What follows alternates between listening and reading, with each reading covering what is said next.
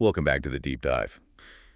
So, if you've spent any time looking into Montreal, you get this certain picture of it. Mm-hmm. A powerhouse for international business, right?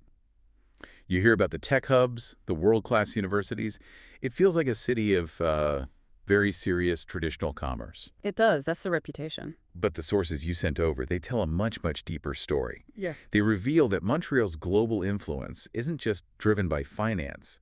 It's what they call fundamentally a scene city. That's the term, yeah. And the core driver of this, the thing that makes it so resilient and diverse, it's the theater sector, which is, kind of unexpected. It really is. Okay, let's unpack this. You sent us sources showing that theater isn't just like a cultural add-on or some kind of luxury. It's a massive strategic economic engine. Yeah. And a pillar of urban life. And that's the key insight we really need to grasp right away. We're so often conditioned to see the arts as, something worthy of support, sure, maybe not something that fundamentally changes a city's bottom line. Right, like it's a nice to have. Exactly. This deep dive is necessary because the data just proves otherwise. The performing arts sector here is a strategic investment, period. So our goal is to really synthesize this data. Yeah, to show why investing in creation, and we're talking specifically about live performance, is actually investing in core economic development. And this is all confirmed by its extraordinary ability to foster diversity, both linguistic and community, which in turn just fuels resilience. Okay, so to really drive that home, we have to start with the money, with the actual figures. We have to. Because when you talk about culture, people assume small budgets. Yeah. But the sources, they immediately hit us with quantitative data that just reframes the whole conversation. It really does. We're talking about the cultural and entertainment sector in Montreal generating $9.2 billion annually. $9.2 billion. That's contributing 6% to the region's total economic output. When a single creative sector contributes that much, you can't dismiss it as fun and games. You really can't. And when you put that 6% in context, for a major metropolitan area, that is a staggering number. But it's not just revenue, it's jobs. Right, the employing. The sources specified that this sector employs nearly 91,000 workers. 91,000, that's 8% of the entire metropolitan workforce. 8%. So what does that kind of density even mean for stability? I mean, it tells you there's this massive specialized talent pool that keeps replenishing itself. These aren't just actors on a stage. We're talking specialized technicians, set designers, costumers, administrators, marketers. It's a vast, stable chain of employment. And that investment in theater helps sustain the whole thing. And that stability, it's backed up by honestly, the astonishing resilience of live performance. Yeah, even in a world where everyone is just streaming everything. Right. Even with all the digital entertainment, attendance figures across Quebec performance venues hit 8.8 million admissions in 2023. Wow. People are actively choosing to get off their couches and gather in a physical space together. And that desire to gather, it translates directly into surging box office numbers, doesn't it? Gross revenue hit, $408.9 million in 2023. It did. Now, what's so incredible about that number is what it represents compared to just a few years ago. The growth is key. The sources show that $409 million roughly is a massive 43% jump compared to the pre-pandemic average. 43%. You just don't see that kind of growth in many established sectors. Now, we should be clear, the sources do clarify some of this growth is also driven by huge circus productions and popular English-language music shows. Exactly, but you have to remember, those sectors, they rely on the underlying infrastructure. They need the technical expertise, the venue density that was established by the core theater scene. So they're like spin-offs of the ecosystem. They are, and this is where we get to the core economic insight from the sources, the multiplier effect. What's fascinating here is how public funding acts as a growth engine, not just, a subsidy. The source material really emphasizes that every single dollar of public investment in this sector generates a significant multiple in total economic spin-offs, both direct and indirect. Okay, can you break that down for us? Because economic spin-off sounds a bit academic. What does that actually look like, on the street? Sure. Think about it this way. A public grant helps an independent theater company stage a new play. That's the direct cultural goal. Right. But that play then sells 500 tickets. It's not just the ticket price that matters.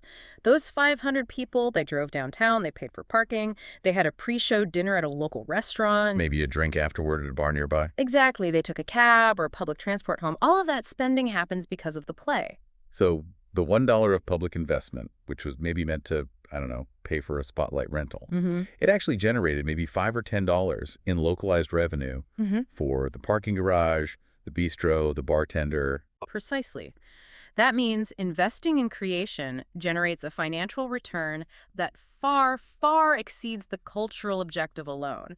It's a strategic economic lever. It pumps life into the businesses around it. And it generates huge indirect revenue through cultural tourism. When international visitors come for a show, they're staying in high-end hotels and dining out for days. The theater is the anchor that brings that high-value spending to the city. The economic case is just, it's undeniable. So the money is huge, but let's talk about what that money is sustaining. What does this unique ecosystem that generated those billions actually look like? This architecture of the Scene City. Well, the scene's success really hinges on its complexity. It's not just a few big venues. Montreal maintains this dynamic dialogue between its huge flagship institutions and then the multitude of smaller independent companies and collectives. It's an ecosystem built for both scale and innovation. Perfectly put. I love that phrase from the sources, a dynamic dialogue. They describe those small independent groups, the ones you see in neighborhoods like Mile End or the Plateau, as the true laboratory of local creation. Exactly. The flagship institutions, we're talking places like the Théâtre du Nouveau Monde or the Théâtre Jean Duceppe at Place des Arts, they're the economic powerhouses. They're the anchors of tradition. The guarantee of high-volume ticket sale. Right. And they rival big venues in major North American and European capitals. The ambition and capacity are there. But the real vitality. The real vitality, the R&D, happens in those smaller independent collectives. They take the artistic risks, they experiment with new forms, and they're often the first to explore really challenging social themes. And the flagships often end up relying on these successful experiments that come out of those smaller labs. And this whole structure is vital for sustaining the city's profound diversity, right? Yes. It's linguistic and cultural diversity. Montreal isn't just bilingual on paper, it's profoundly multilingual and multicultural on stage. That's its signature strength. You have this strong, scenic bilingualism, French and English theater operating right next to each other, sometimes even merging. And that's complemented by companies that are dedicated to reflecting very specific community voices. That openness is a huge asset. And the source material specifically calls that out, which is great to see.